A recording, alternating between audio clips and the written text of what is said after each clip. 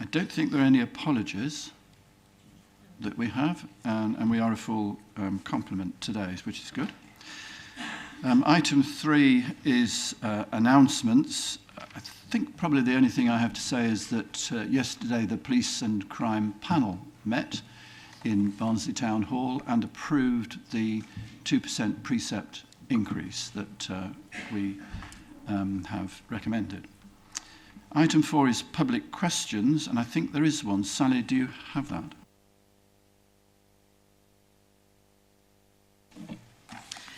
Yes, Commissioners, there's one question that has been answered from Councillor Mounsey from the Adwick Carcroft ward. Can I request that due to the escalating numbers of drug dealers and ASB incidents in our Adwick Carcroft ward in Doncaster, can we have a multi-agency approach to show our communities that we are listening to their serious concerns? Yes, we are aware of serious issues in Mexborough and Edlinton, but while we're attacking these concerns, sorry, Sal, I don't know whether the full question that's here has come from the councillor, but in any event, the reply has been provided to the councillor's concerned, I think.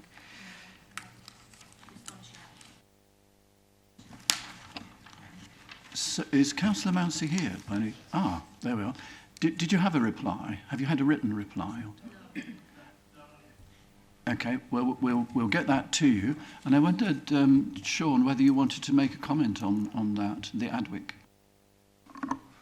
Yes, certainly we'll make comment on that. We do recognise that there has been an increase in ASB and there is some evidence of increased drug dealing issues in that locality. Our response is that we have a dedicated PC and a PCSO that are now working consistently within that community. Over the next few weeks, we will be developing an integrated approach in terms of problem solving around those issues. But we've also, over recent months, seen some coordinated activity already. There are a number of individuals that are causing issues within that community that have been placed on criminal behaviour orders. We are going to ensure that the off-road bike team work more consistently in that area, because although we've seen a 25% reduction in off-road bike issues within Doncaster, we have seen an increase in off-road bike issues within the Adwick area.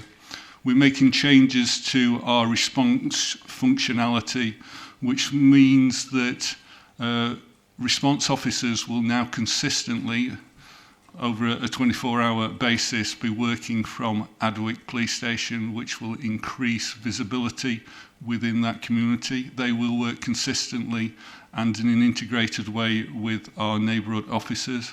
But over the next 12 months, we will be increasing the number of neighbourhood officers in Adwick as well.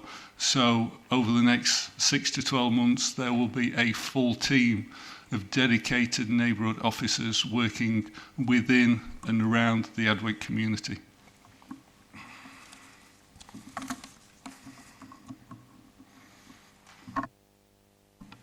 Thank you very much. I hope that's a full answer, Councillor Mounsey.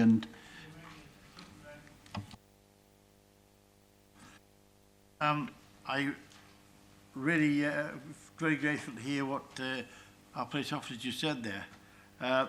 What we have there is that where we, as ward members, work very closely with the local police in our ward, as the superintendent just said there.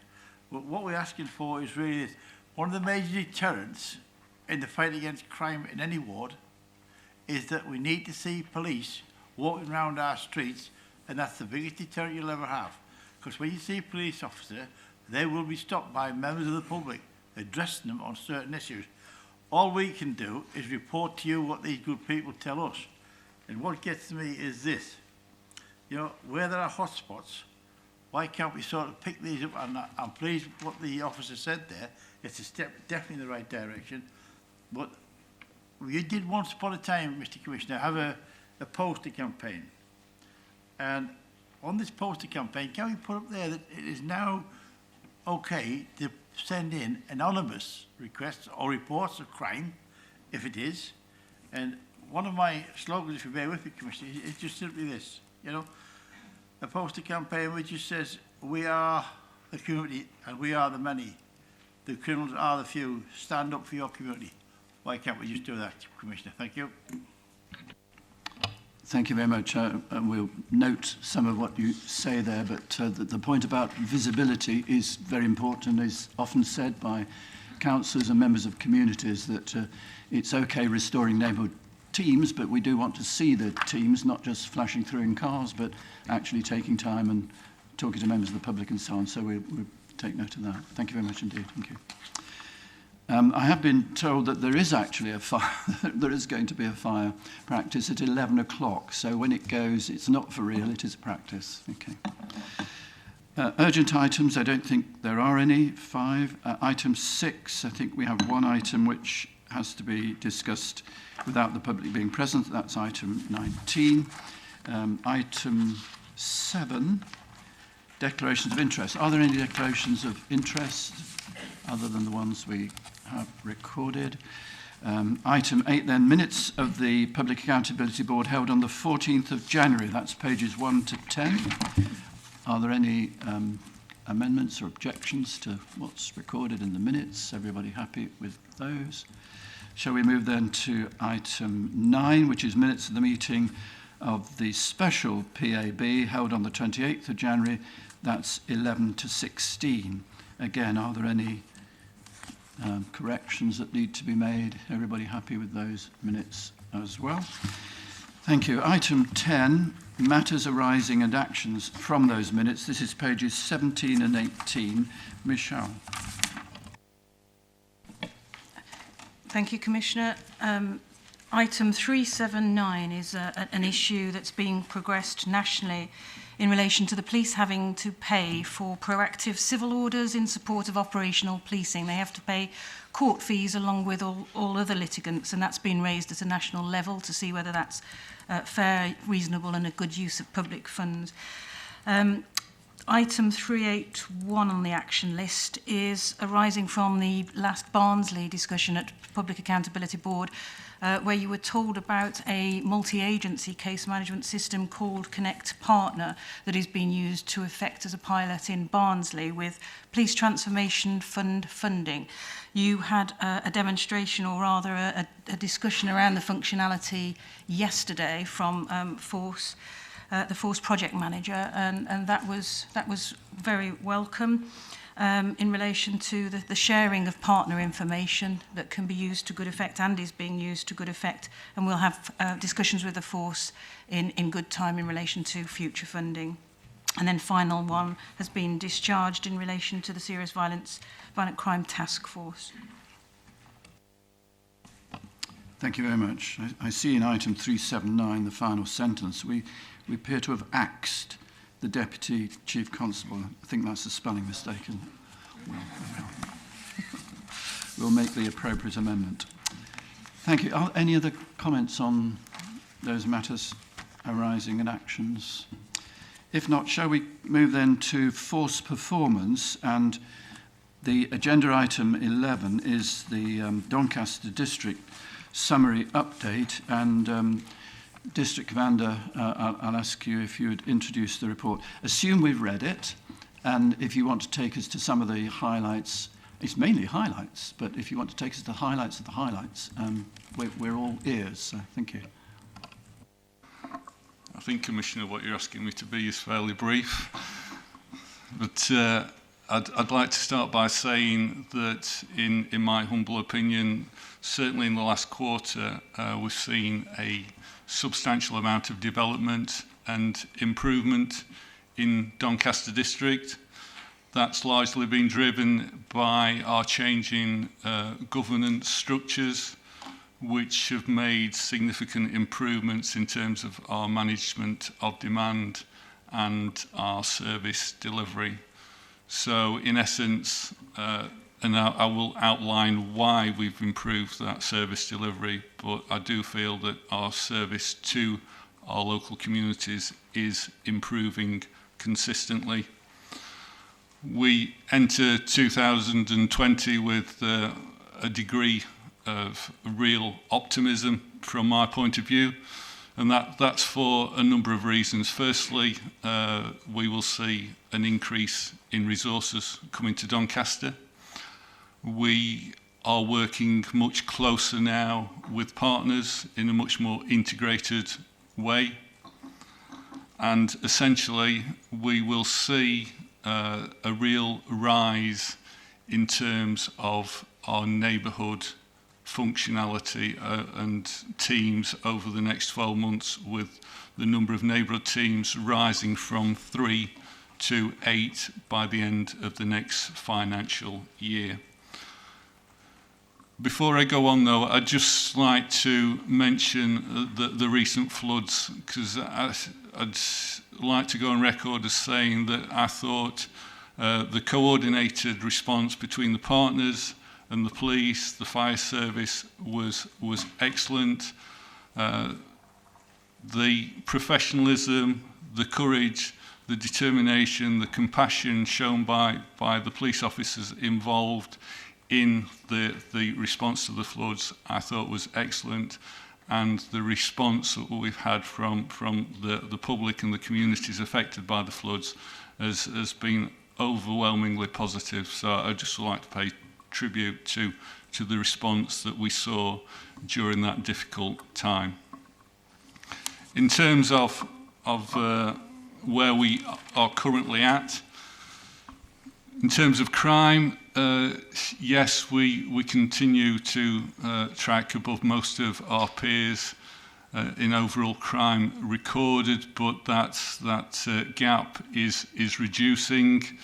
And despite the increase or improvements in crime data integrity, we have seen a reduction in terms of recorded crime over the last 12 months. Comparing 2018 to 2019, we've seen a 1.2% reduction in crime. Antisocial behaviour is also another good news story. We've made improvements in our Safer Neighbourhood services. We've recruited 6 caseworkers who specialise in problem-solving activity, and they are consistently working with partners to reduce or working with individuals and families of high demand to reduce that demand and their impact on the partners. We, since July, have seen a month-on-month reduction in ASB, and that's not simply just police recorded figures, that's taking into consideration other partnership data from DMBC and the fire service, etc. Last week, I got presented with the overall figures, and in the last quarter, we have seen a 14% reduction in rowdy and inconsiderate behaviour across Doncaster, a 25% reduction in off-road bikes, and a 13% reduction in nuisance neighbour calls. So I think the overall trend is positive. And moving on to the next item I want to introduce, I think that trend will continue, given that we now have fairly concrete plans in terms of how we're going to increase our neighbourhood portfolio. If I can just spend a few seconds outlining what that is. On the 24th of this month, we will reopen Edlington Police Station and reintroduce a dedicated policing team for that community. In May and June of this year, we will reintroduce a team into the Conisbrough community and the Dennerby communities. It's highly likely that team will be based at the Conisbrough Library. We're in the final stages of negotiating that with the DMBC. In September of this year, we intend to reintroduce a neighbourhood team to the Rosington Police Station. January of next year, we will reintroduce a team to Davis House, servicing the Adwick community and surrounding areas. But we are going to try and bring that forward and make sure that we address some of the issues that have been highlighted today. And finally, in March of next year, it is our intention to reintroduce a neighbourhood team to the Armthorpe community. All this is possible because of, one, the 17 additional posts that yourself and the Chief gave to Doncaster last year, and the PCSO review, which will allow us to create 13 additional policing posts and 4 additional sergeants' posts. Just briefly talking about some of the positive work that's been undertaken within our communities. Operation Drum Alpha is the response to organised criminality in the Mexborough, Conisbrough and Dennerby areas. That has 2 parts. One, high-end enforcement. We've seen a significant number of arrests, warrants, searches, vehicle seizures that has significantly impacted on organised criminality in that location. But now we're moving into a phase where we're working with young people in that area in terms of education, engagement, but also developing diversionary activity to ensure that the next generation aren't drawn in to gang activity. In Edlington, we've worked with DMBC very closely in terms of taking a targeted approach towards individuals engaged in antisocial behaviour and criminality, working with those individuals, families and locations in an integrated partnership way. And even before we introduce a neighbourhood team into that locality, the criminality and antisocial behaviour within that community has dropped dramatically. There has been over a 50% reduction already, and we haven't even introduced the team as yet. A similar operation is taking place in Conisbrough. That community has suffered from youth-based antisocial behaviour in recent years, but in the last quarter, the antisocial behaviour has dropped significantly. It's dropped by around about 25% already. All those activities, those interventions are positive, but this is why I'm so optimistic about this year, because we haven't introduced dedicated teams to those localities yet. So my expectation is that we will have a very profound but positive impact on those communities when we do get to introduce teams. I'll speak about burglary shortly. The only other couple of things I want to mention is that we're also trying to address some of the alcohol-based issues within Doncaster. We've introducing community alcohol partnerships, initially in Orkley, where there was some real evidence of youth-based alcohol antisocial behaviour. The coordinated response between the community alcohol partnership, local retailers, schools, police and DMBC, again, has had a very positive impact in terms of educating young people, working with parents, preventing their access to alcohol, which has dramatically reduced those issues. And we have now reintroduced Best Bar None to Doncaster Town Centre, which is a scheme to improve safety and security within licensed premises. We have 20 premises already signed up. There'll be another 20 over the next few weeks. And this is also designed to work towards purple flag status next year, which is a nationally recognised standard in terms of safety and security. within the nighttime economy, and that's something that I would like to see brought to Doncaster, and that is the objective of the partnership. Just mentioning a little bit more about our Safe and Neighbourhood Services. They went through a review in October of this year. We introduced, as I say, 6 caseworkers. They've been consistently working with some of our more vulnerable people, those create demand for ourselves and other partners. And we've seen reductions in 90% of cases and by that concerted problem-solving activity. One of the other areas I want to mention is our mental health demand reduction programme. And again, that's a coordinated programme between ourselves, the NHS and the ambulance service to address those vulnerable individuals who come to our attention on a regular basis, presenting self-harm and suicidal tendencies. Now, that coordinated work and those consistent interventions with those individuals has meant a 67% reduction in terms of the number of police deployments to those type of incidents, and a 38% reduction in the number of people that we've had detained for mental health reasons over that period.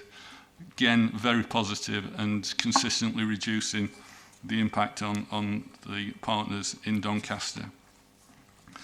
Just mentioning burglary, that's one of the areas that we've seen real challenge over the past 6 months.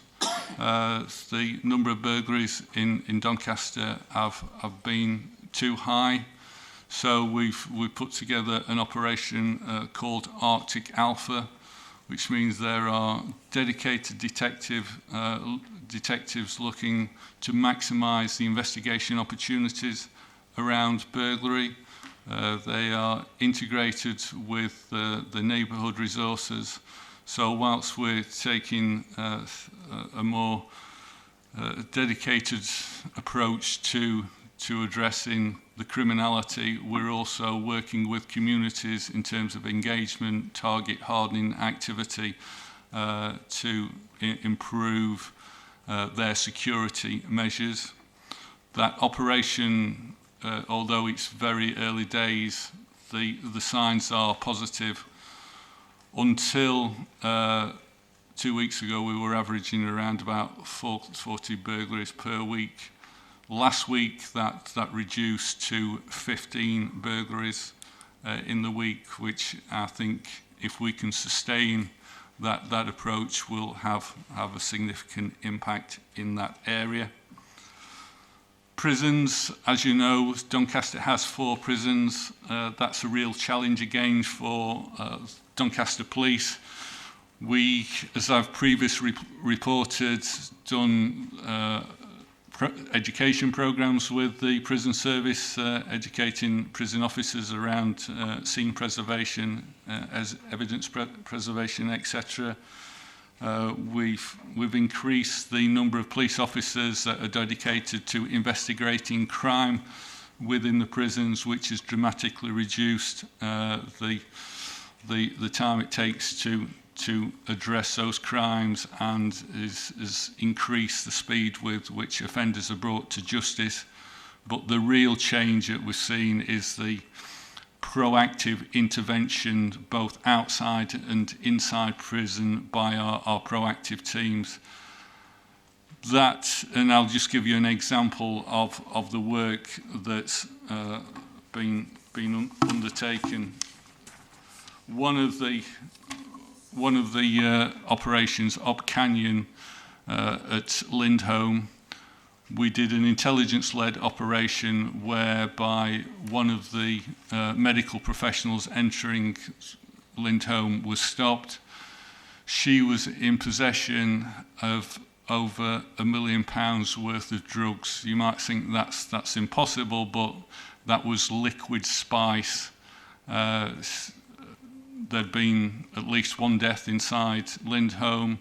There'd been a real rise in terms of the spice use. That investigation has led to the identification of a a far-reaching conspiracy involving individuals both inside and outside the prison. There are currently 11 people charged in relation to that conspiracy, which will rise to 14. And according to CPS, this is the biggest conspiracy that they've seen in recent times. And our proactive officers have now got a similar investigation. But all these proactive interventions are having a dramatic impact on the amount of criminality within prisons, i.e. reducing that criminality and improving the safety and security of the staff at work within the prisons. Just briefly mention the improvement in governance structures that I mentioned earlier. We have a new regime whereby we constantly review performance. We seek to use our resources in a flexible and integrated way. That will start at our 8:30 daily management meeting. We have a similar meeting at 3:30 in the afternoon, which will grip those performance issues. We ensure that each of our teams has performance reports to monitor each and every aspect of their performance on a weekly basis. Every inspector will meet with their chief inspector to review those, and we have a fortnightly management performance meeting to ensure that we can appropriately intervene with any emerging issue. In terms of what that's actually meant, and you'll see the graph around our response times, we've seen from the summer when we experienced very high demand, our average priority response time was around about 2 hours. That's now reduced to 47 minutes, which is over 100% reduction in time. It will be a challenge to continue that, but we're confident that we can maintain that level of performance. In terms of domestic abuse, which is a significantly important area of business given the emotive, coercive, the violent behaviour and the impact that can have on victims. We've seen a significant improvement in our performance. Last year, 2018, we performed well below the national average with a 30% arrest rate. In 2019, that has risen to a 46% on average arrest rate. But in terms of the number of people arrested for domestic abuse, that is increased significantly from what was around about 1,500 offenders last year to 2,475 last year. That to me is a really significant improvement. We as a command team are also seeking to ensure that we ingrain a proactive approach within our staff. There are a number of ways of measuring that, one of which is stop and search activity. And as you can see from the graph in front of you, certainly per capita, Doncaster is undertaking a significant number of stop and searches. And if I can just give you January's figures, the month of we completed 706 searches last month, which the nearest district to that was Sheffield with 426. So that we are instilling a very proactive approach to our policing. I just want to mention our Protecting Vulnerable People unit. That unit is a very difficult area to work in, given some of the sensitive and traumatic issues that they have to deal with and some of the complexities that they have to manage.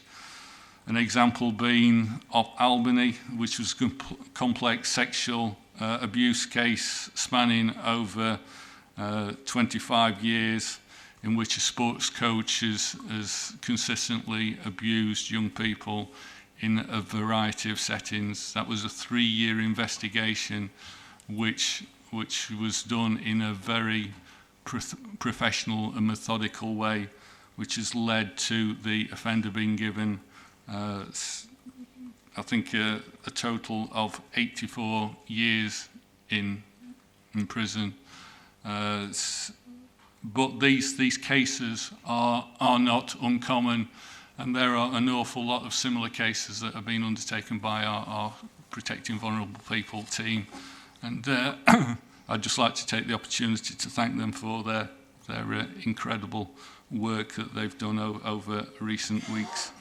And finally, Commissioner, I just want to say a little bit about some of the work that our people have been undertaking. And I'll just give you a few brief examples. The policing team at Doncaster have been working with the Youth Council here at Doncaster. We've worked on a number of things. We'll be introducing a youth IAG next month. We also have a scrutiny panel to look at our stop and search activity, but most significantly, we've worked with them around knife crime and developed a program called Lives Up, Knives Down, which I think you are aware of. It's an excellent program which ensures and generates debate about knife crime and allows them to examine the reality of the situation rather than the perception that's generated in the press. That is now being rolled out to every school in Doncaster, and it will ensure there are constructive conversations about that issue in each and every school. And just finally, I'd like to just give an example of some of the, it's just one example of many, but our officers have a very difficult job. They are highly professional, they're very committed, they do an excellent job on a day-to-day basis. And one such example is when one of our officers was out on patrol in Dennerby, when he came across a car which had collided with a fence, immediately stopped, intervened, saw the driver was unconscious and in cardiac arrest, and delivered CPR for a considerable period of time until the ambulance arrived. I think his intervention on that occasion has literally saved that man's life, who's now making a full recovery. But those sorts of issues occur on a day-to-day basis, and I just want to finish by saying I'm utterly proud of the advances we've made over the last 3 months and the professionalism and dedication of the staff during that period.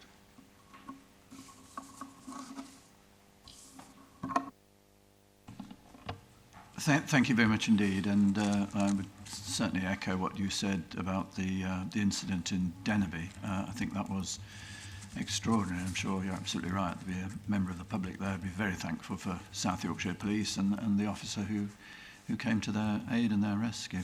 Thank you very much for the report, which is again a very good comprehensive summary of activity in Doncaster. An awful lot going on. Very busy, very busy force. A delicate question. Did you write the report yourself, or is there an officer who wrote it? Because I thought it was nicely written, that's all. And it'd be good if it wasn't you for that person to be thanked. Unfortunately, Commissioner, it was me that wrote the report, but I thank you for your comments. Oh, and if I'd known, I might have been a bit more.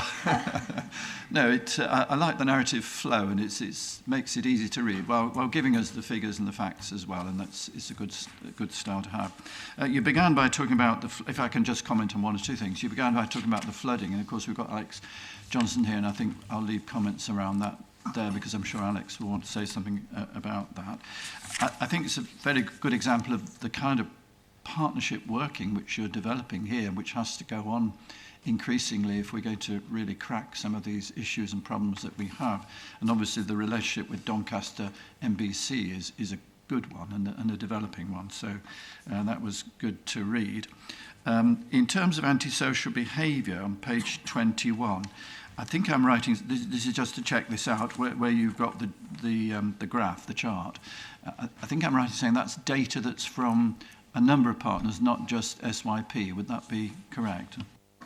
The graph you see is South Yorkshire Police data, but I can supply you with the data that was presented to Safer Doncaster Partnership last week, which is more holistic. It looks at fire service data and DMBC data, but it shows exactly the same trend. Fine, thank you. I think Kevin Wright in my office, who we charge to keep an eye on these things, would be interested in that, so thank you for that. And I do thank you for what you're saying about the neighbourhood, the commitment to neighbourhood teams and these particular communities, because some of those you've highlighted are certainly those who send lots of emails and so on to my office, so it's good to see work being done there in Edlington, Conisbrough, the issues around youth in that area, that's featured quite a lot recently. Rossington Police Station, creation of the neighbourhood team there, that presumably means you're going to have more police going to the building every day. And I remember a few years ago, there were issues around Rossington about car parking around, in the streets around it. I wonder whether you'd thought about that. We have, I think, given the numbers that are involved. So essentially, we'll be talking about a sergeant, 5 to 6 PCs and 2 to 3 PCSOs. We think we can accommodate within the curtilage of the building, but if not, we will certainly look to ensure that we manage that effectively. Yeah, I'd be grateful if you would, because I know some residents did write to me at that time about issues around, and I think there was an issue about the main road as well being, is it the level crossings that caused the backup? Yeah, I think the main issues were created, if we go back a couple of years, because it was an operational policing base, which meant that it was staffed 24/7 by considerable higher numbers of officers. I think given that this is now moving to be a neighbourhood base, I don't anticipate that we will experience those issues, but we will certainly, in the run-up to the introduction of the team, engage with the community and make sure we address any emerging issues. Thank you. And just a question around the activity in Mexborough, Conisbrough and so on. This is page 22. This is Operation Drum Alpha. These are one-off events, are they? Or is the plan that this continues? Operation Drum Alpha has been probably going on for 6 months now. It's an ingrained approach to tackling the organised criminality within that community. I don't envisage that we will stop that activity, because this is a long-term approach. I do think if we withdrew that coordinated and what is essentially now becoming a much more integrated approach to addressing those issues, the main concern to me is preventing the next generation from becoming attracted and involved in gang-related activity. That's a long-term program which will involve a number of partners. We need to ensure there's diversionary activity, education activity, and if we can achieve that and cut off the supply of vulnerable people into gang criminality, I think we can start to reduce those issues and the impact it has on those communities. And of course we have the Violence Reduction Unit as well now, and with Doncaster, one of the partners around the table for that, so I presume these hotspots will be well documented now.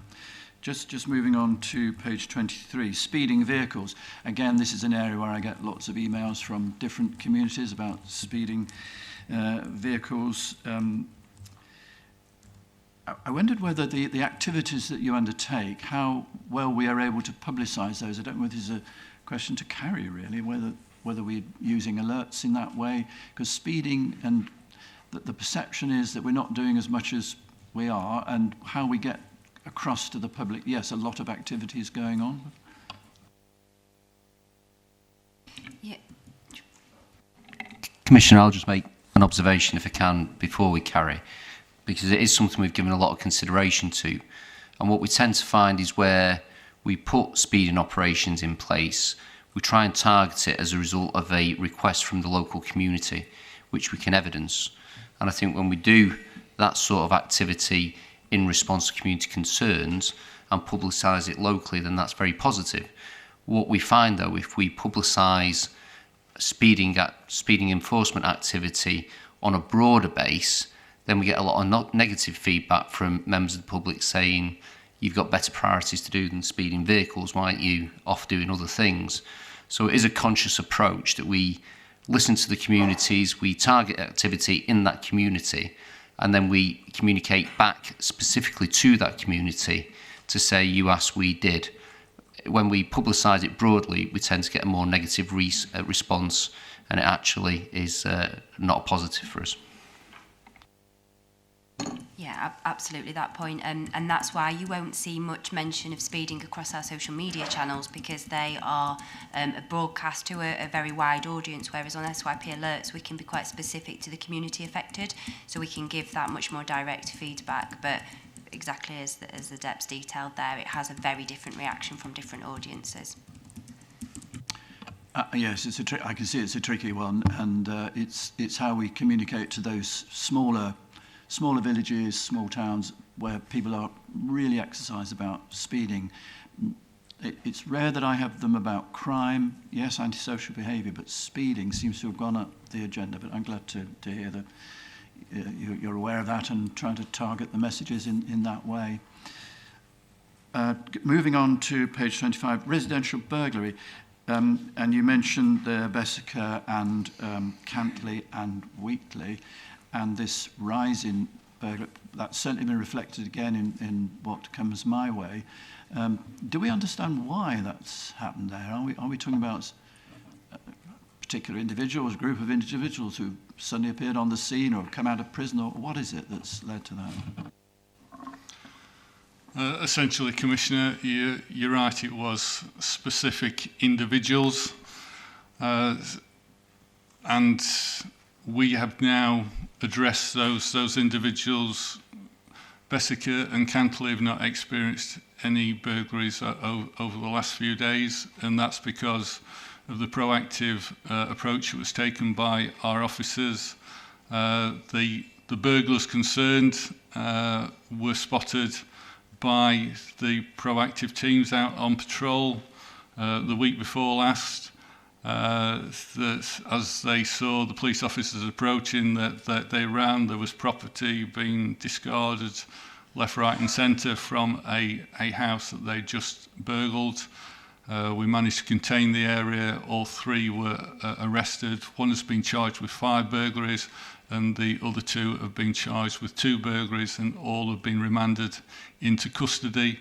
And as a result, we've seen a dramatic reduction in the number of burglaries in that locality. Good news, thank you. On to page 27, improved governance structures. I know it seems to be a very good idea, your 8:30 morning meeting and then your afternoon meeting, which you call the Daily Grip. I thought that was wonderful, and I think we'll introduce that into the office in Cardbrook, but thank you for that idea. Moving swiftly on to page 28 and these comparisons. I just wonder how sustainable you feel all this is, and I know you spoke positively around it, but it's sustainability often, isn't it, that's the issue.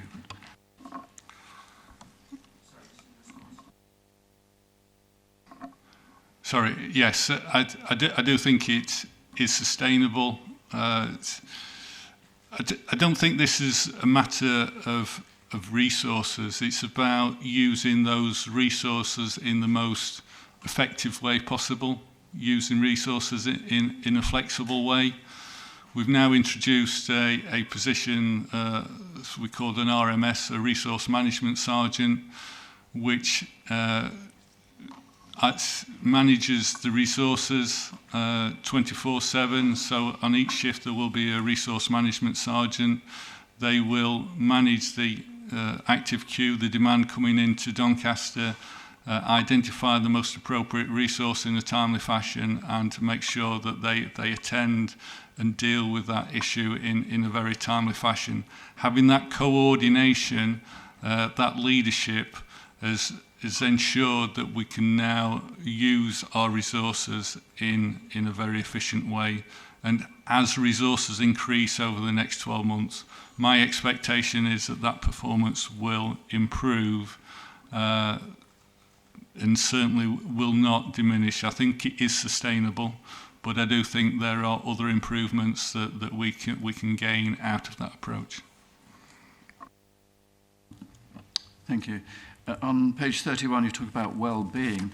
I wonder if you could just say a very brief word around the well-being of those officers who were engaged in the floods, because I remember going out to the the Bentley area during the floods and seeing officers standing for long periods of time in really terrible weather, just making sure that people didn't drive down roads which were flooded and so on. Being driven there in a fire and rescue jeep, for which many thanks. But if you could just say something about the well-being of people from that time. Yeah, obviously the well-being of our staff during that demanding period was a concern. We tried to support our staff, both physically support them in terms of making sure that they got the relevant clothing, support, vehicles, refreshments, hot drinks whilst they were out on the ground. But also post event, we've certainly tried to ensure that our officers had time to recuperate, whether they got any concerns. What I will say is that the force supported Doncaster very, very effectively during that period. We were able to spread that burden across the entire force, which ensured that no individual group or officers were significantly impacted and having to be involved on a day-to-day basis, which has reduced the impact on any one individual. And the other thing I would say is that my staff felt that they were making a very valuable contribution towards those communities that were impacted, and the vast majority were more than willing to put themselves out to make sure that they did their bit to make sure the communities were safe and secure during that very difficult period of time. Thank you very much. I don't think I've got any other questions on the report. I don't know whether anybody else, Tim, you want to say something? Yes. Could I just add, just in respect to the floods, because as you know, I was Goal Commander for the floods and I chaired the Strategic Coordination Group. Just to assure you, it was a good response to the floods, and Sean's quite right. The feedback we got from communities was really pleasing, and our frontline staff, frontline fire staff from the Environment Agency, people put themselves out day after day to bring that together. But it's described as a 1 in 50 year event that's happened twice in 12 years in South Yorkshire. It's a rare example, and certainly in my police service, it's been probably the most stark example where you have a number of partners that come together and are quite happy working with each other in slow time, but have to work together in a really dynamic, fast-moving situation. And it's a very rare situation. So it's important that in any organisation that aspires to be outstanding, that you try and learn the lessons. And we have had a very structured, in-depth half-day debrief where we've gone through all the issues to look at how we can improve next time staff welfare, managing the welfare at the seams one of those issues, and certainly there are some lessons to be learned how we can improve, but let's not detract from the fact that it was a good response, and as Sean says, both police officers, fire staff, the Environment Agency, local authority staff absolutely put themselves out for communities, and we shouldn't lose sight of that. No, I totally agree with that, and everywhere I've been since, well, during and since, people have spoken highly of the emergency services and their response, and Doncaster MBC too, but thank you. I don't think I've got any other questions. Anybody else? Yes, Andrew. Thank you, Commissioner. Could I just go back to page 30 and the stop and searches? As you know, Commissioner, you've asked the ethics panel just to keep an eye on stops and searches and give you assurance on it. The Doncaster figures given here are very much in line, as I understand it, with South Yorkshire Police generally, which is positive outcomes of over 20%, which is impressive when you consider the increased number of searches. What I didn't catch, and Sean, sorry, perhaps my attention wandered at the crucial point. What you said, you gave the January figure, but not the positive outcomes. Sorry, that's unaudited data at the moment. It's just a figure that I asked my performance sergeant to look at, because we are pushing and developing proactivity, particularly in a targeted way in areas of most significant need. It's unaudited data. Sorry, I don't have the positive outcome, but I can data, but I can get that for you. Yes, you're right that we have asked the ethics, the independent ethics panel to keep an eye on stop and search. If you look at the table on page 30, Andrew, it doesn't give the percentage figures, but doing a quick bit of mental arithmetic, going down the list from Barnsley, 22%, Doncaster 21%, Rotherham 23%, Sheffield 27%, so they're all above 20%.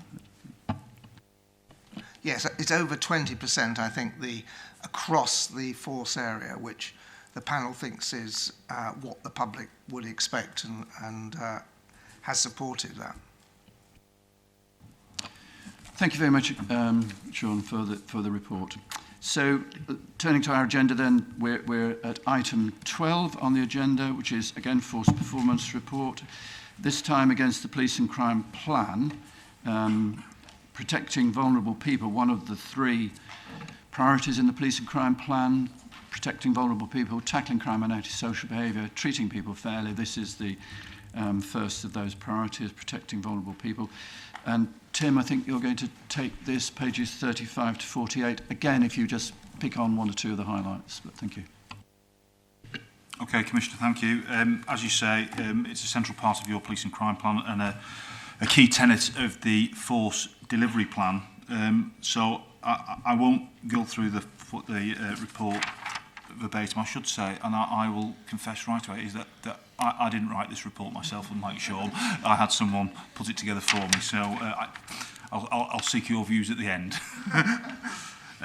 So the first issue under paragraph 3, it talks about the recent HMIC report on crimes against the elderly. And quite rightly, and particularly in this force, you're well aware of the focus that we've put around vulnerable children and tackling child sexual exploitation and tackling child criminal exploitation.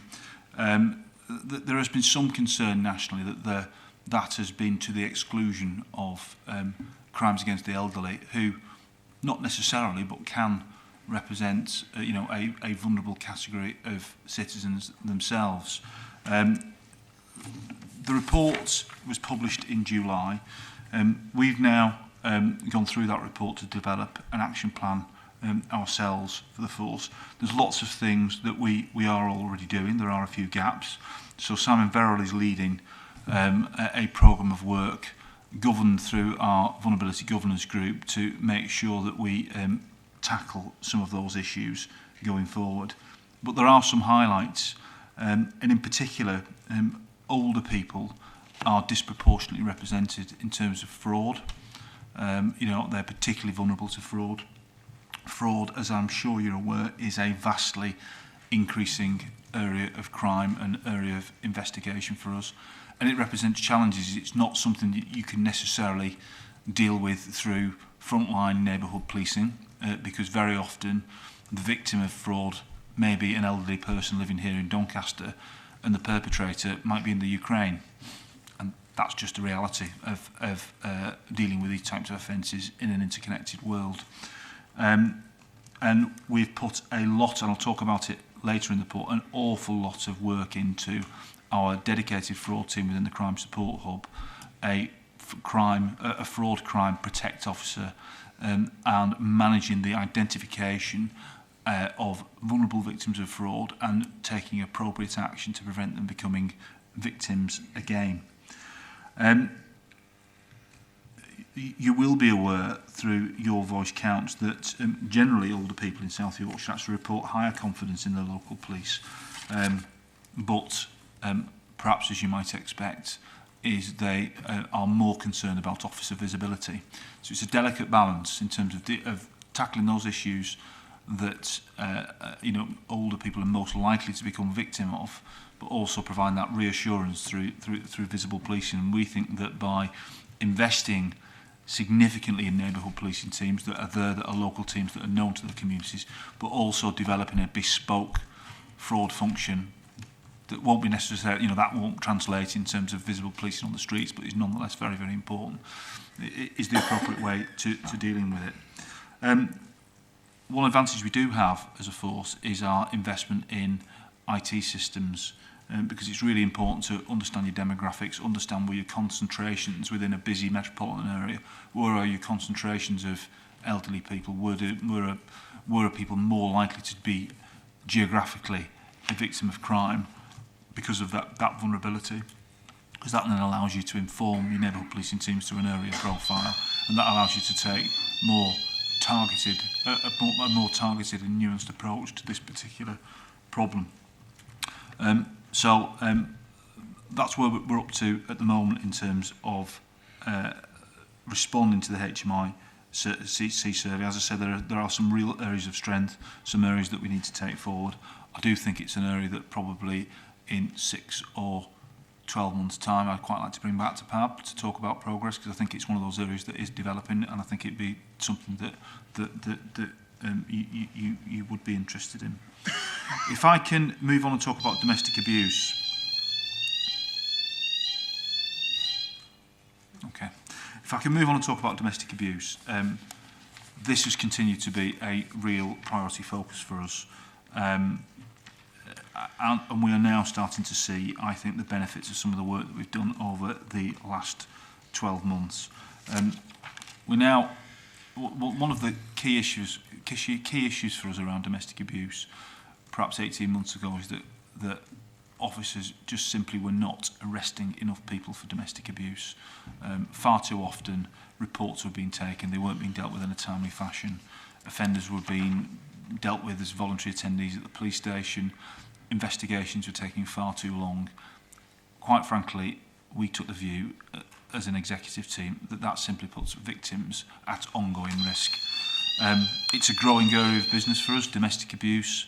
You know, the reports of recorded domestic abuse are continuing to rise. We do view that through a mixed view. Whilst, you know, you would always want to be reducing the incidence of domestic violence, it has historically been underreported. So the fact that more people are having confidence to report it to South Yorkshire Police is an important thing. But our arrest rates are something that we have focused on resolutely over the last 6 months. And you can see in the report now that certainly where high-risk domestic abuse is concerned, we're arresting people in over 75% of cases. That's now starting to translate into improved judicial outcomes. But what is important to recognise in the case of domestic abuse, that often a judicial outcome is not necessarily what the victim wants. What is absolutely the case in domestic abuse is that the victim wants it to stop. And you know, it's really important that South Yorkshire Police, working with partners, takes every opportunity to do that. So we have independent domestic violence advocates working in partnership with our PVP teams at a local level. But we've also maximised the use of domestic violence protection notices.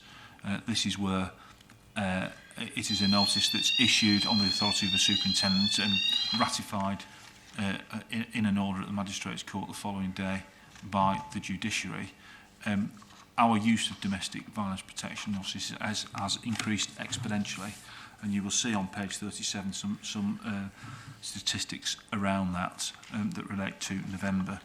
But what I'd say is that has now increased significantly and consistently over the last 18 months or 2 years.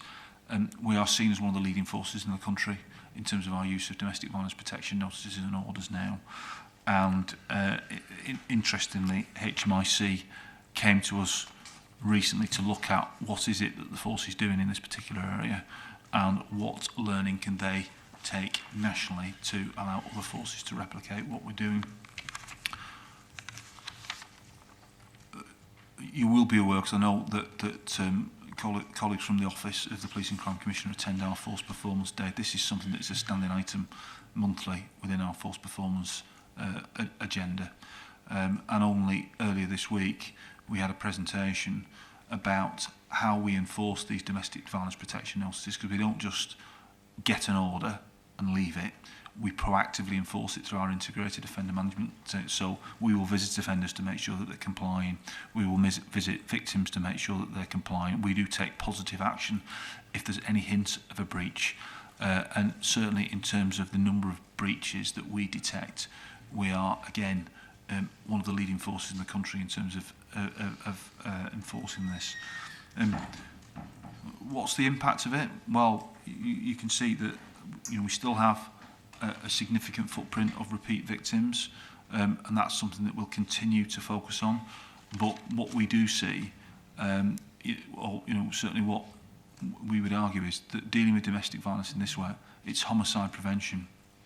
Domestic homicides are the easiest murders to prevent. And if you look at our homicide rate over the last 2 years, the prevalence of domestic homicides has significantly declined, and you're well aware of the challenges we've had around homicide, but we do not see significant numbers of domestic homicides in this county anymore. And we're going to do some work over the forthcoming period to just try and look at the correlation and try and get some evidence base for that. But I think it's really important to notice that an effective approach to domestic violence, first and foremost, is about saving lives. Training around domestic violence. Despite the improvements that we've made, domestic violence is a bit like CSE. It's like any other area of vulnerability. When you think you've got it nailed, if you sit back and think that you've got it nailed, that your processes are as good as they can be, I think very quickly that will cease to be the case, and we're seeking to constantly improve what we do. And to that end, we have just commissioned a new training programme called Domestic Abuse Matters by the College of Policing, and we've got a provider contracted to deliver that over the early part of this year. You'll be aware that some of the funding for that has come as a result of the violence reduction unit that you've implemented. This is a really exciting training programme for us. It will touch all our frontline officers to train and refine further still their understanding of domestic violence, how to spot the signs when they're hidden, because what I think concerns us all is that the highest risk domestic violence is sometimes the ones that are least obvious, where we might be seeing elements of coercive control before the violence, and the violence happens when no one's there. And training officers to really understand that, to understand the nuanced behaviour of victims, to identify it is really, really important. And that's what will deliver, I think, the next uplift in our performance around domestic violence. I've just highlighted on page 38 about stalking protection orders. Now, these are new legislation that's just been implemented. This will allow us to undertake a similar approach to that we take with domestic violence protection notices in cases of stalking and harassment. It's very new. Superintendent Jerry Buttle will be leading on this for the force. But we all know that stalking is a terrifying crime. Again, it's a crime that if it's not nipped in the bud, if it's not dealt with when it's first reported, can easily escalate. And very often it's integrated with vulnerability in that the people who have been stalked are vulnerable. You know, it links in again to that whole issue around the prevention of serious violence, and ultimately it's worse, the prevention of homicide. So again, I think this is one that I would want, you know, in 12 months' time, when this legislation, I mean, they've just come in January, in 12 months' time, I'd like to bring this back, because what I hope to be able to present to you is a picture that we really grip this, we've taken it forward, and again, taken our levels of service to victims of stalking and harassment to a new level. There's just one example in there of some of the work that our teams have done. In December 2019, a 38-year-old former teacher was sentenced to 4 years for the sexual assault of an 8-year-old boy, and he abused the victim whilst working as a volunteer on a residential trip in South Yorkshire for Diabetes UK. Again, bravery of the boy, telling his parents, the relationship with the NSPCC, the relationship between the way that we work with charities such as the NSPCC allowed us to launch an investigation. This man is nothing short of a predatory paedophile, and he was given a lifelong sexual harm prevention order, and that will prevent him having any unsupervised contact with a child under 16 for life. And I think that's just a really good example of where, you know, we have the ability and the capability and the capacity now to deal with these individuals. If I can, I'll move on and talk about child exploitation, child sexual exploitation, and some of the links into human trafficking and slavery. As you know, Commissioner, our child sexual exploitation teams are fully embedded across all districts now to identify and investigate allegations and concerns, and there's across each district a full multi-agency partnership approach to dealing with CSE. Much is made in the media of county lines and the exploitation of children involved in the drugs trade, and we are now starting to continue to refine our approach. In relation to that, we have very recently produced a new child exploitation strategic profile,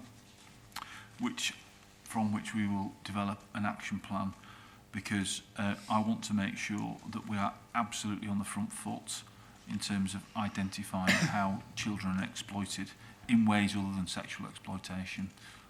There is, without a doubt, nationally an increasing trend around using younger children as part of drugs gangs to involve them in drugs trafficking. That has links with modern slavery in terms of moving them across different counties. And we want to be absolutely sure that we have a very clear plan to deal with that.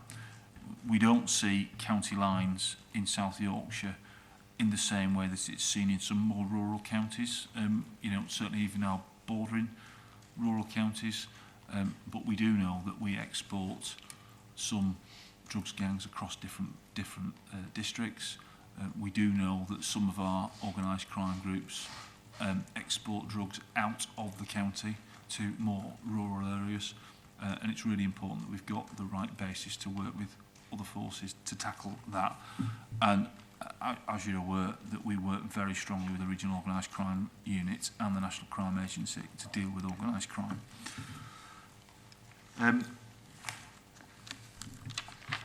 It doesn't say it in the report, but our serious and organised crime teams are divided up into 3 different syndicates. One to deal with commodities, drugs and firearms. One to deal with economic crime and some of the challenging cyber issues that face us today, particularly around cyber dependence and dedicated denial of service attacks and all that complicated work.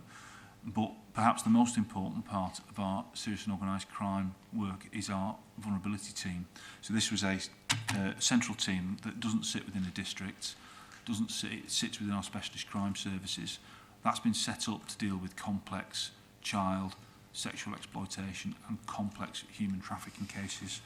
And on page 39 of the paper, it talks there to Operation Dragonfly, which is a recent human trafficking case where we have worked with the Romanian National Police through a joint investigation team funded through Europol to tackle international organised crime, trafficking women across the country and through here in South Yorkshire. And in November we've made a number of arrests across the country and internationally tackling this. This is an example, I think, of the capability that we have now, right from neighbourhood policing teams that can gather intelligence, that can talk to communities, that build trust and confidence within the communities, right through to having a specialist capability to deal with very sophisticated criminals that operate across international boundaries. And I think a full spectrum force like South Yorkshire Police has to make sure that we build both sides of policing. We have to have that frontline neighbourhood interaction with services to build trust and confidence, and that specialist capability to deal with those people who are absolutely the most vulnerable in society. And I think that, you know, example of, such as Open Dragonfly is a really keen example of where we're doing that. I'll move on to talk about fraud, because I did mention it at the start. 2 years ago, HMIC, when they undertook the peel inspection, looked at fraud. We were all already looking at fraud as an individual crime type and what our response looked like. But I think even as part of the executive team at the time, I would describe it as having a feeling of wet paint, really.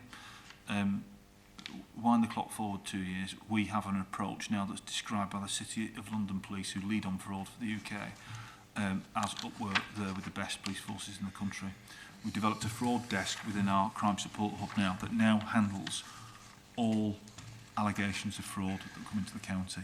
So you'd be aware that if you make an allegation of fraud, it goes into action fraud, hosted by the City of London Police, and then back out to us to allow for that national and international coordination around offending and investigation. So there's two aspects to it. How do we investigate those crimes that are appropriate to be investigated by South Yorkshire Police? How do we do it efficiently and meeting the best needs of the victim? But were we not investigating that crime because there's a cluster wrapped around an offender in Cornwall, for example, it'd be more appropriate for Devon and Cornwall to investigate it. How do we manage the victim support? So Operation Signature is a way that we identify from all the reports that come to us from Action Fraud. We run them through a matrix to identify which of those victims are vulnerable. Through our neighbourhood policing teams then, we visit those victims to understand exactly what the vulnerability is. And where we identify that being a victim of fraud that is preventable, we then have a dedicated fraud protect officer within our fraud team that engages with that victim and provides them with crime prevention advice and does everything possible to prevent them becoming a repeat victim. Fraud is growing exponentially. As I said at the start, it's a national and international crime. We can't enforce our way out of it. Sean talked about burglary. Often when you have a spike in burglary in an area, you'll have a couple of local offenders that have got out of prison and you find them, arrest them, and it stops. You can't do that with fraud. The nature of the offending and the international and national nature of it is such that absolutely right that we investigate crimes, and where we can bring people to justice, we do. But to eliminate it, you have to. It is about prevention, and the structure that we've got now, again, supporting our neighbourhood teams with a dedicated fraud desk within the crime support hub, means that we can actually quickly and efficiently identify those victims that are vulnerable, particularly the elderly, and we've got dedicated resources now to provide them with crime prevention advice to prevent them becoming a victim again.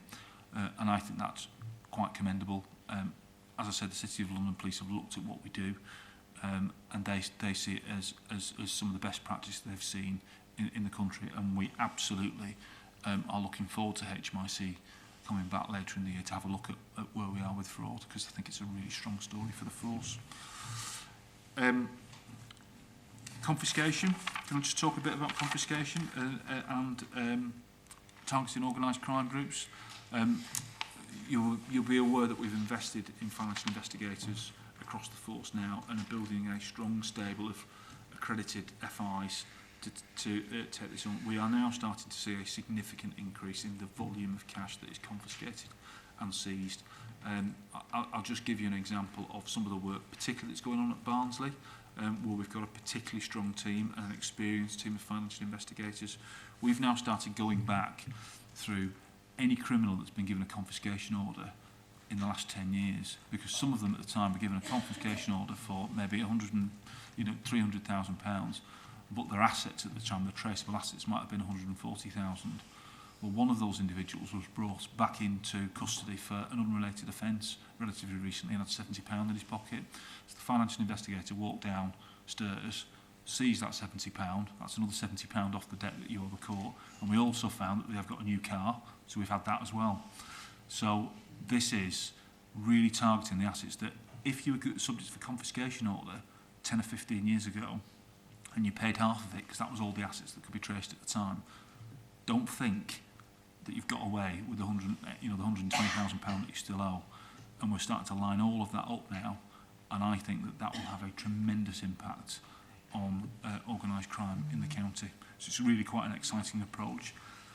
Barnsley are particularly good at it. We're trying to ensure consistency across the county, but I want to see that develop significantly over the next 12 months. I said I'd be brief, and I don't feel like I'm being very brief, so I shall skip through mental health. There's about 2 pages in there on mental health and all that we're doing and working with partners.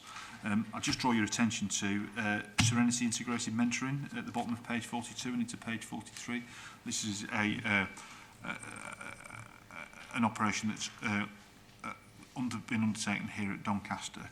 We're starting to evaluate that now, because if you look at the statistics at the top of page 43, that shows significant benefits in the way that we deal with mental health, both in terms of cost to services, but it's not about that. It's about providing the right support for people who are suffering mental health issues, because we all know that the situation that has prevailed in the past, where people are continually being dealt with under 136 and continually subject to being transported around by the police, it is not the best thing for the patients, and certainly not appropriate use of police resources.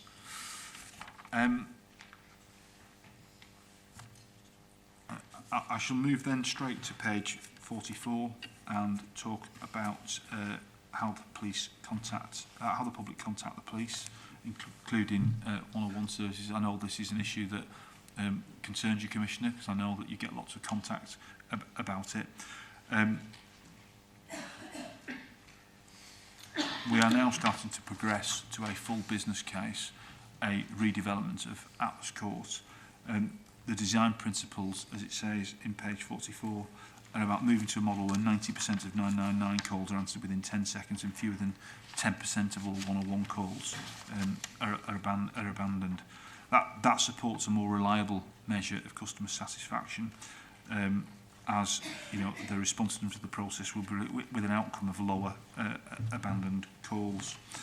So there's been a lot of analysis of demand data, and that's been used to build a simulated model where we can look at what's the numbers of staff required to improve call line wait times and to improve abandonment rates. And it also takes into account the delivery of voice box technology to direct calls appropriately based on public need.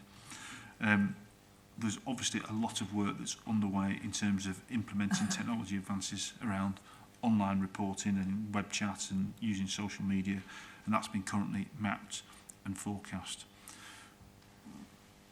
One thing that's really important dealing with vulnerable people is about the timeliness of the police response, and that's not just getting through to Atlas Court, it's about how quickly do we actually get there, and how quickly do we get there and prioritise vulnerable people at a time when demand is busy.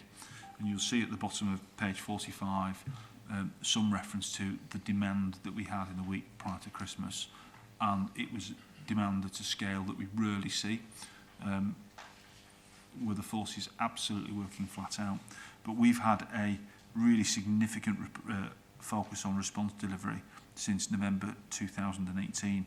And just to put it in the picture, in November 2018, 40% of emergency incidents were attended within 15 minutes, and only 40% of priority incidents were attended within 1 hour. We didn't think that was good enough. I don't think it put us in the best position to be able to deal with vulnerable people quickly enough, and we've had a significant push in improving that. You'll see that, you know, and I talk about this in the context of work that is continuing and will continue, but now we're attending 65% of emergency incidents within 15 minutes and over 60% of priority incidents within 60 minutes.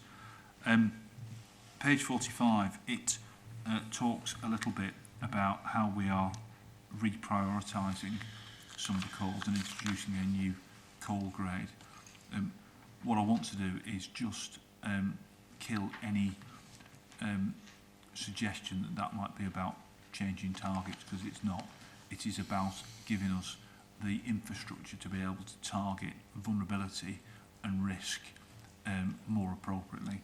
So, and I may well bring Lauren in to talk a little more about this, but instead of having it's an emergency response or a priority response or an appointment or resolve without deployment, we're bringing in a third tier of response, priority 8. That is less urgent calls that we undertake to get to within 8 hours rather than 1. That means that within that 1 hour target time, where it's not an emergency, but there is an element of vulnerability about the victim, the caller, it will allow us to target that more effectively. It's probably worth just reiterating, we've just had our crime data accuracy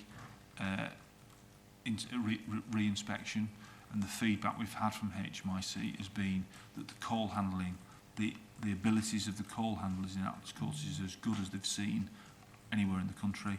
The empathy that our call handlers have with victims of crime is excellent, and in particular they were impressed about their ability to ask questions about vulnerability. We've invested a lot in Atlas Courts about use of the vulnerability assessment framework, the use of Thrive as a way of measuring risk, and HMIC have been independently assessed that as part of our CDA re-inspection, and again found us in a really good place.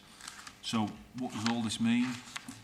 You know, with a high quality of whole call handler who asked the right questions to identify vulnerability, and a call handling infrastructure that allows us to structure our response resources accordingly, that means that we can better manage the vast array of demand that we get, and we will be monitoring this closely to make sure that that transpires going forward.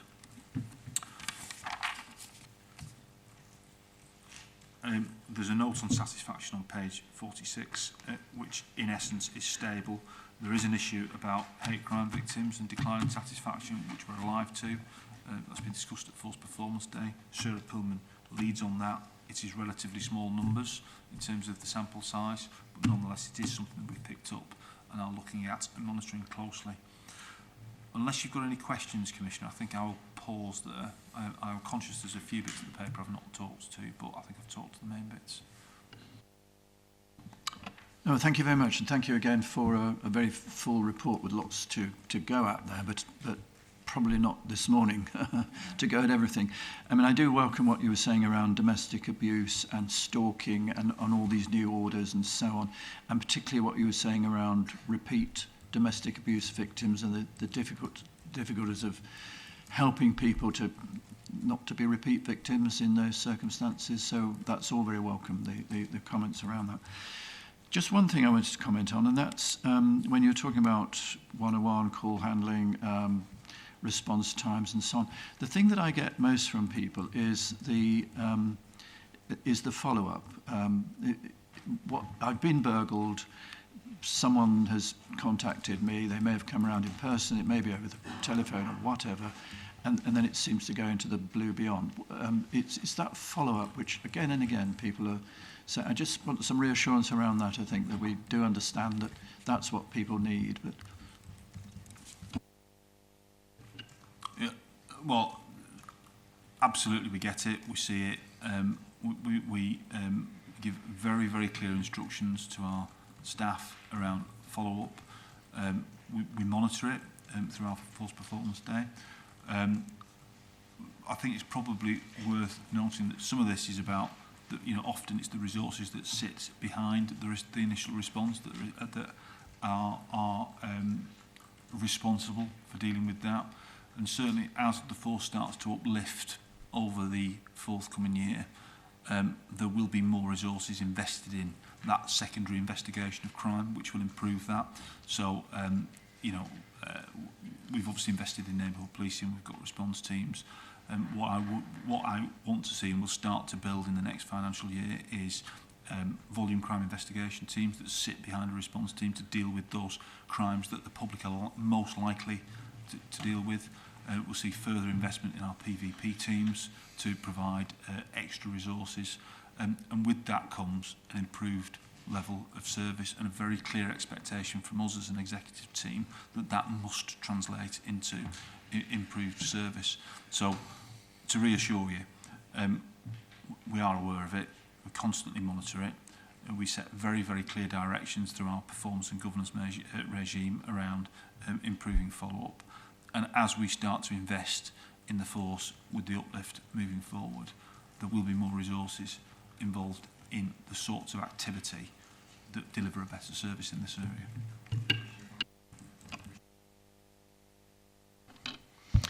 Commissioner, just to add to what Tim said there, I lead the Force Goal Group around satisfaction, and to give you that broader reassurance, we absolutely see that the area of the actions taken and then the follow-up for all crime categories really need some focus and improvement. I've set some fairly ambitious targets around that and got some governance around it. Only yesterday I was recording a video piece for the force around the emphasis on the very issue around actions taken and follow-up, and in a fortnight we have a campaign force-wide to bring focus back around this complete victim care. We've had this focus now from around autumn time. It was the second week in October that I began actions around this and said that by April I'd like us to reach 90% overall satisfaction for attended crime. Good news from December, which has just come in terms of satisfaction, is that we've reached 82% overall satisfaction for December. So we're on the way towards that. We started from a baseline of around 71%. So there's been some good progress so far. No complacency, but it is absolutely a key priority for us. Thank you for that. Just to get something clear in my own head, if say I'm the victim of a burglary, residential burglary, and an officer calls, they leave something with me. They leave a booklet. They leave something. Does that enable on that booklet? Does the officer attending put a phone number on for the victims of a burglary to get back in touch? Yes, absolutely, Commissioner. And these are the metrics that we can check, that this is a mandated minimum standard, that you get a victim booklet. You also then get that digitally on the booklet that's handed over from the attending officer. That will have their name, their details and their contact number. We do, of course, have some crimes that are routed to detectives and other officers to investigate. We mandate that the officer who receives that investigation contacts the victim to pass their details and to explain that they've now got ownership of it. And this is where we've been seeing, when we ask our victims, did you receive the victim booklet? That was a fairly low response for our mandated expectation of 100%. We were at around 69, 70%. That's what I've mandated yesterday by means of video message to the force to say there is no discretion in this. This is a mandated minimum. As is, you leave your contact details, you make reference at the time to your local neighbourhood team, you explain how you can contact your neighbourhood team on the website, regardless of what crime it is, because that link with the neighbourhood, and also seek to sign up for community alerts whilst the officer's there. That's the mandated minimum standard. Well, that's really good to know. That should reduce demand, of course, on the 101 service as well, with these constant repeat calls from people. Thank you very much indeed, Tim. I think we can leave that one there. Thank you. And I think we might go to the item 18, fire and rescue, Alex, because you may be wondering whether you're ever going to get away. But if we take your report to us, obviously I'm not holding you to account because that isn't why you're here. You're here as a partner and to say something about the partnership working. Thank you. Thank you, Commissioner. Yes, so I'm here to provide an update on the collaborative activities between South Yorkshire Police and South Yorkshire Fire and Rescue Service. I think it's fair to say we've been collaborating for some years now, but this has become more structured from 2017 with the formal collaboration programme. So the programme is it's a joint venture between South Yorkshire Police, South Yorkshire Fire, South Yorkshire Fire and Rescue Authority and the Police and Crime Commissioner. And our shared vision is to collaborate to deliver effective, efficient and economical services, making decisions that are in the best interests of the communities we serve. We've got a dedicated governance structure, so we've got project meetings and we've got strategic and tactical boards that meet. And I think the key areas that we have of collaboration, we've got a joint community safety department, which is based at Lifewise at Hellaby, which is an interactive building. It's like a film set where, you know, young people and also adults can go and experience things. You talk about fraud, we have doorstep crimes, and we talk to the elderly about how to, look after themselves and prevent those sorts of activities. And children go through anything from talking about knife crime, gun crime, gangs, drugs, fire safety. They even get the opportunity to go through a court scenario so that they can look at the consequences if they misbehave. And all Year 6 students in South Yorkshire go through that. So you've got a team at Hellaby that are police and fire. We have fire managing police, we have police managing fire. So it really is an integrated group of people that are able to deliver each other's messages, which obviously means we can get more people through, and it means that everybody's getting a variety of messages. And Lifewise gets over 20,000 people a year through, and that's young and old. So the also part of that, linking into the fraud, our fire community safety officers, when they do safe and well checks, also deliver advice and give a booklet, so they link that to fraud if they have any concerns over the elderly person, because obviously in the fire service our vulnerable group are mainly the elderly, but it would be silly for us to be going in and not thinking of how those people are also vulnerable to crime. So we are able to refer through to the police if we think somebody's vulnerable, and we're also looking at now police training our fire community officers in actually being able to give advice on that. We've also got a joint fleet management department now, so this includes sharing of workshops, and what that's done is, what you find is you have specialists for electrical parts of vehicles, you've got heavy goods vehicles, and whereas the police were maybe having to go externally and paying for specialist service for the horse box, for example, or we were paying for somebody to come and do electrical work, we now have those specialists shared in one place, which means that our emergency vehicles are able to get back out on the road a lot quicker. We've got less downtime, and obviously there's a reduced cost. So we're sharing the building. We also have sharing of training, so we now have some of my fire officers will deliver HGV courses or minibus courses. Again, something where they would have had to go external for that training. We can deliver it under one roof, as it were. We've got a joint estates and facilities management project ongoing, which is looking at all our estates, whether we can share premises. We've obviously got the Maltby station, which is a joint police and fire station, and whether we can use, or whether the police can maybe use some of our more rural stations where they could interview people to save people having to get a bus into a city centre. Then, it can be done more locally if they haven't got a police building out there. That's forgot. Yeah, and I think, estate is one that will evolve as we go along, where we look at where the need is, that, the vulnerable people that the police identify are often the vulnerable people that we identify, and whether we can sort of have shared facilities for that. Some of the key work streams that we've got, fire service now carry out gaining entry for the police, so where the police were spending probably a lot of time where they should have been responding to crime, they were having to force entry into buildings where somebody had called for an ambulance, but the ambulance couldn't get in. We now do that on their behalf. We do numerous joint campaigns and operations, so around bonfire and Halloween. We'll have multi-agency approach to talking particularly to young people who are likely to be starting or messing about with fireworks. We have talked about joint training, so police officers, fire officers all need to do health and safety, they all need to do manual handling, they all need to do first aid, and what it enables us to do is make sure that courses are filled to capacity and that, you know, we can provide training to the police and they have provided training to us for conflict management and that sort of thing. Share venues, so police sometimes will come and use our training centre or we'll go and use their buildings. I think an important part is the sharing of data now. We're working far better and it will continue to improve, sharing data so that we can identify those in our communities that are the most vulnerable to ensure that, you know, one team or another gets out there to target them, whether that be to provide fire safety advice, making sure they've got smoke alarms, or whether we need to refer on for fraud and things like that. I've covered the safe and well visits, and I think some of the successes we've had, we deliver a joint Prince's Trust programme, which is very successful. So that's, I think it's 16 to 24-year-olds that are not in education and training, or, you know, are vulnerable for whatever reason, have gone through this joint programme over the last 2 years, and we've won awards, and the young people have won awards throughout that. I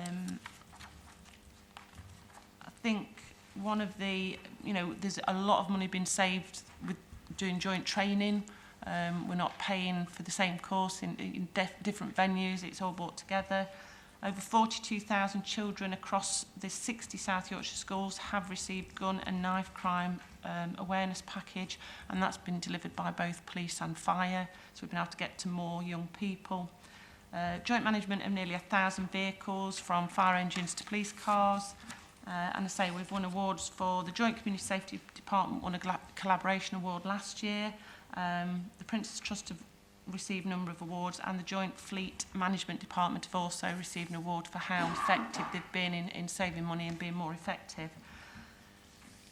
I think overall, you know, next steps, we continue to look at every opportunity that we can. Something like the well-being of our staff. Again, we have similar issues with our staff being exposed to some pretty traumatic and horrible things. How we look after our staff, whether our occupational health departments can work better together to make sure that if a member of our staff needs support, then they can get it as quickly as possible by working together. But overall, I think the programme's been successful in delivering improved outcomes for our communities, and we continue to look at new ways in which we can work collaboratively. I still can't say it, together. Finished on a great word. Happy to take any questions if anybody's got any. Well, thank you very much, Alex, and we ought to welcome you to your relatively new post, and thank you for coming to the Public Accountability Board, and there may be an opportunity in the future to come again and review where we are at in terms of collaboration. But I think our approach is pragmatic.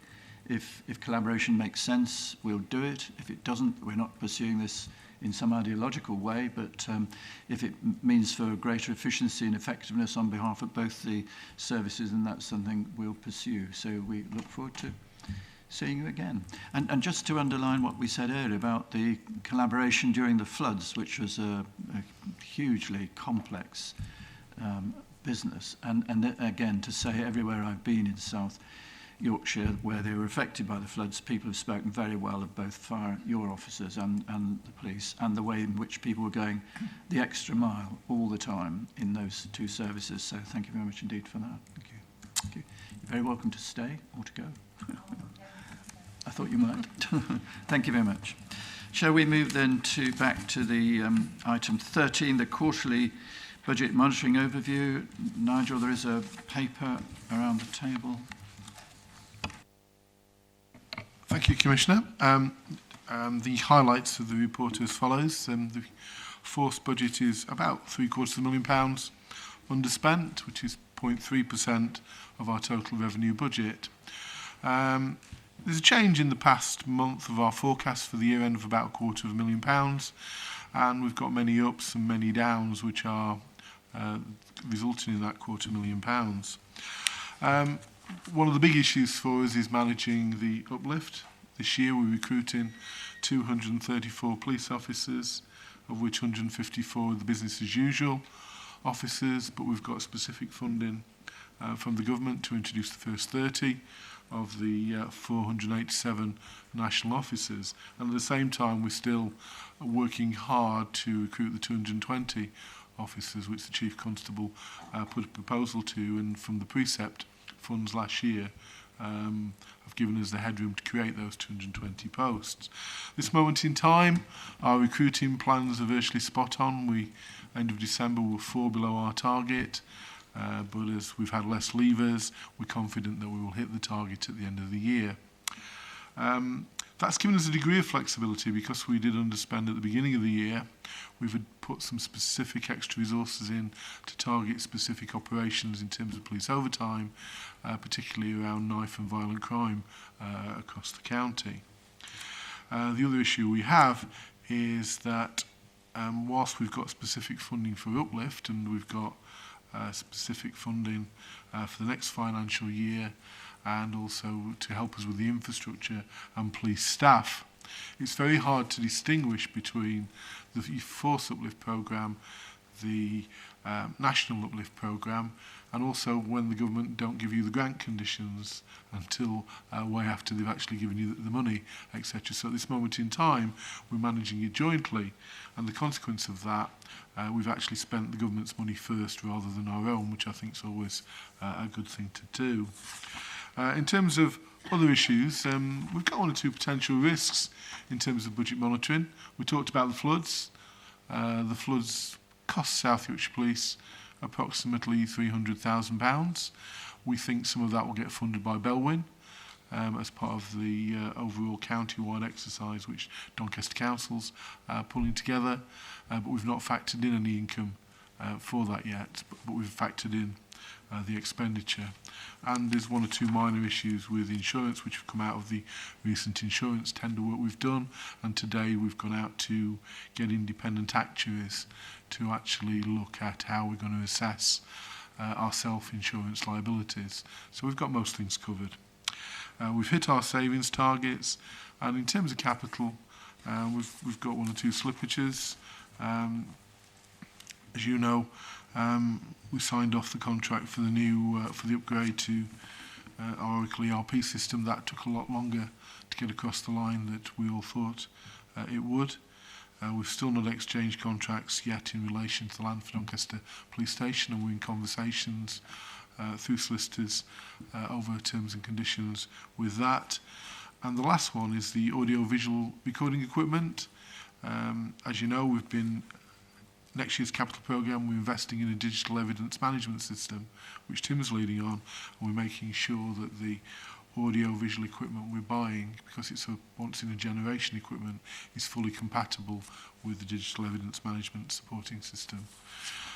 Just one thing we'd requested you to do, as part of the crime review, we wanted to make building changes to the Ignite building, which are included in all the costings, and we just want permission to actually fund that from the revenue costs we've got set aside for that funding.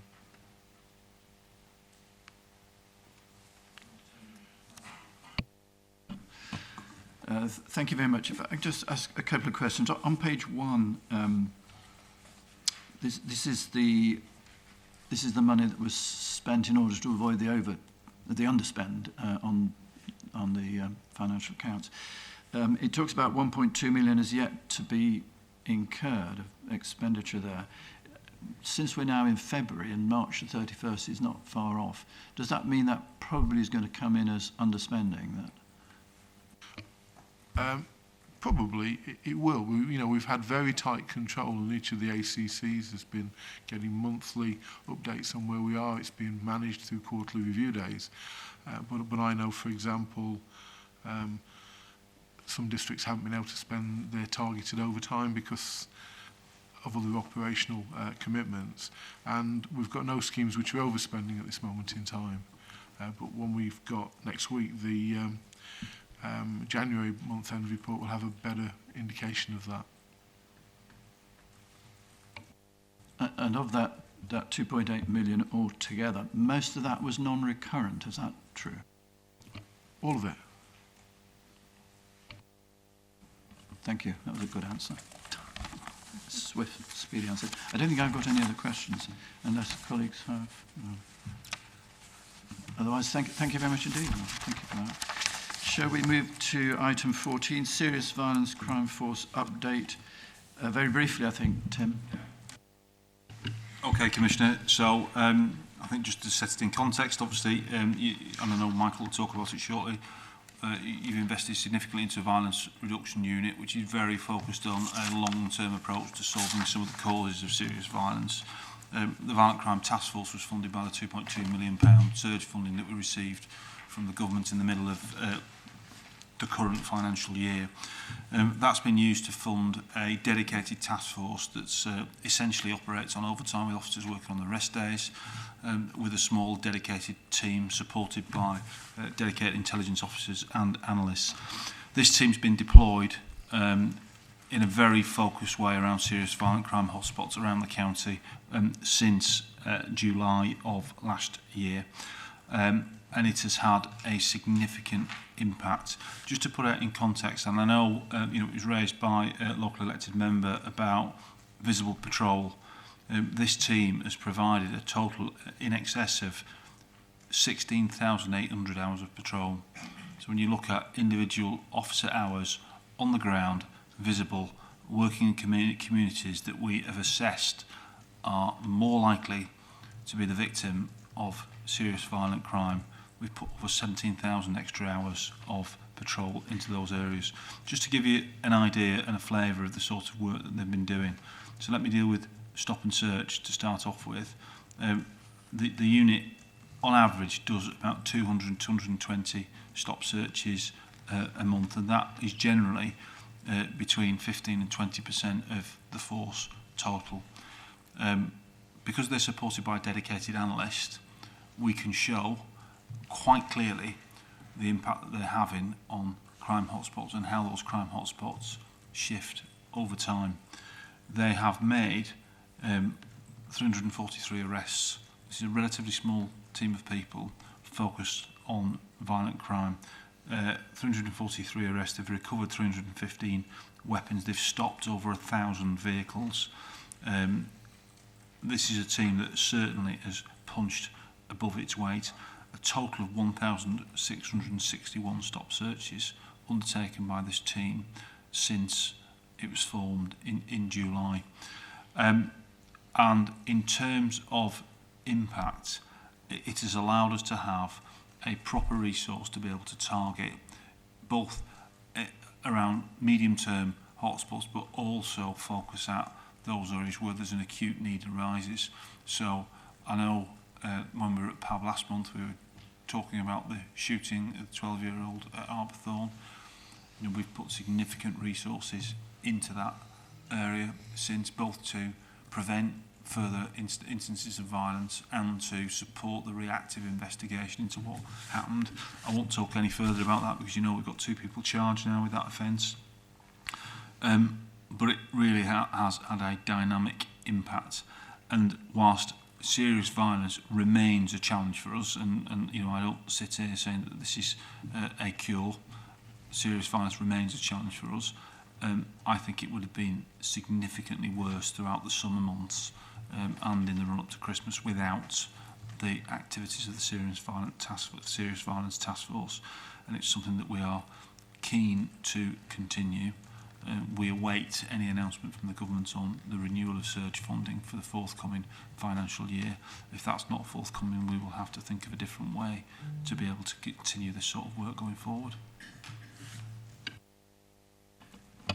Okay, thank you very much. Yes, surge. We know about the Violence Reduction Unit funding. That is being repeated next year, 1.6 million, but we don't know yet about surge. But we hopefully will have surge funding, which was what, 2.5, something of that magnitude. Yeah. Thank you very much for what you've said. That brings us then to the Violence Reduction Unit. Just very briefly, to say that, as you know, we set up the Violence Reduction Unit last year with 1.6 million of government funding. That was not just to set up the unit, but also to do some interventions and to produce 2 products by March 31st this year. So the 2 products were to produce an area profile where the violence hotspots in South Yorkshire, data from a variety of sources, not just police recorded crime, hospitals, local authorities and so on, all the partners around the table. And the second of those 2 products was to produce a strategy going forward, how we're going to tackle violence going forward. And we've heard that we do have the 1.6 million repeated for next year. So in a nutshell, that's where we're at, I think, with the VRU. I don't know whether you want to add anything, Michael, or...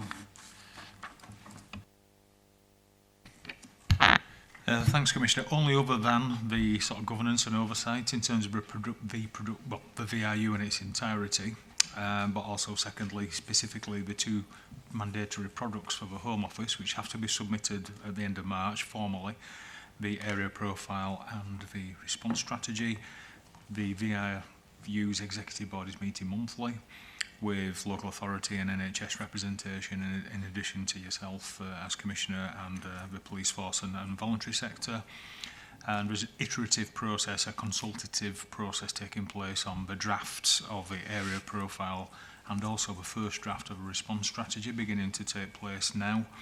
There's a meeting of the Violence Reduction Executive Board next week, 12th of February, and then there'll be final sign-off for both of those products at its Executive Board meetings at the end of March.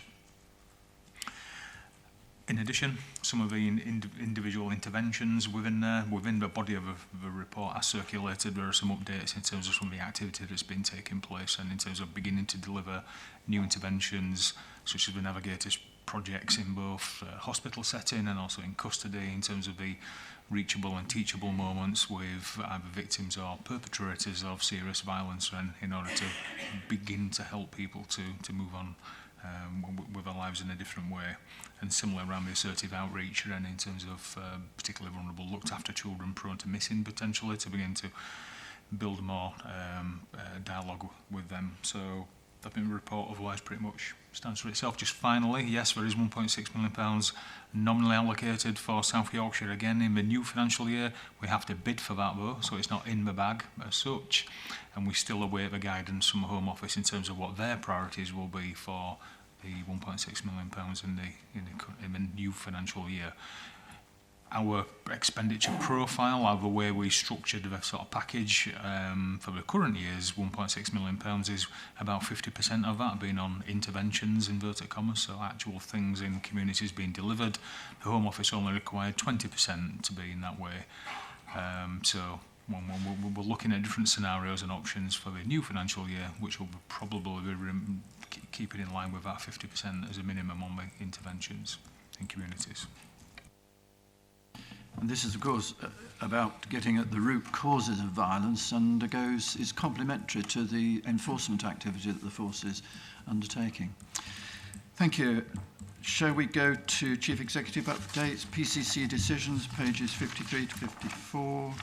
Michelle. Yes, Commissioner, these are the decisions that you've made since the last Public Accountability Board. Most of them are, in fact, all of them are set out on page 54 of the pack. The first one relates to you leading nationally of the 43 forces on the collaboration to procure fleet vehicles for the police service. That's a coup because I think discussions have been going on nationally for some time. So that will be really good to get off the ground with support from the Association of Police and Crime Commissioners, NPCC, for policing, and the new police commercial organisation.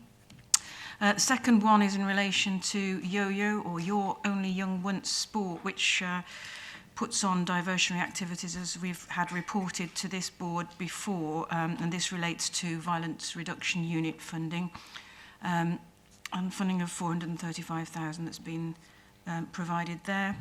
And then finally, you have to formally approve a decision to accept money. So the final one relates to the uplift programme for national uplift of police officers, where you've received funding in this financial year.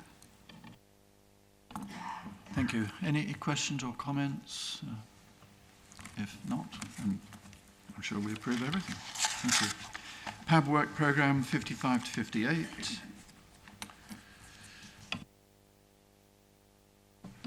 Everybody happy with that? Thank you very much. Item 19, I think we've covered that. Tim? 20, is there any other business of which we've been notified there wasn't any, so there isn't any? And date and time of the next meeting at Rotherham, New York Stadium on the 25th of February. Thank you very much indeed, everyone. Thank you.